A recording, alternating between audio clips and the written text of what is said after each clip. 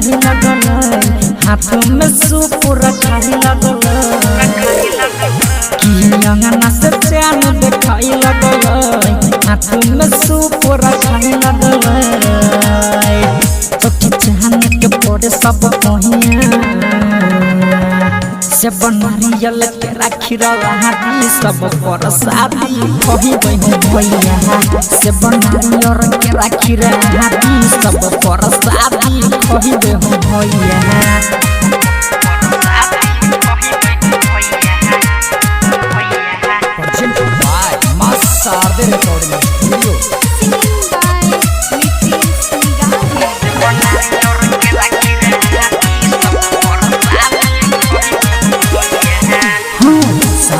फल से रत्न सजहुनी सब कियो अपन सुपावा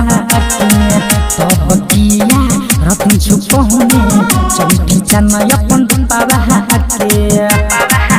हो सात फल से रत्न सजहुनी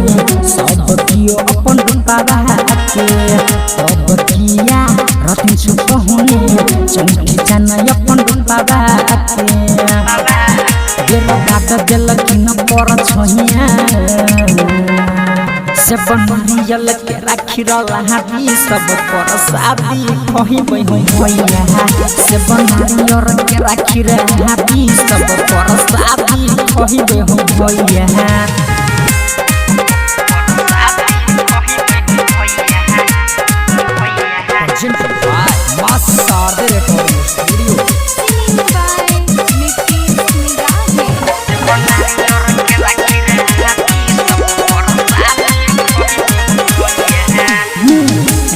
गलखिन जना बुझाइया हो गेल अभी ये सब हो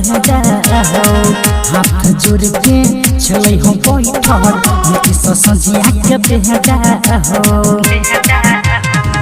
ना गलखिन जना बुझाइया हो गेल अभी ये सब हो हाथ जोड़ के चले हो बैठल नीति सजिया के बेहदा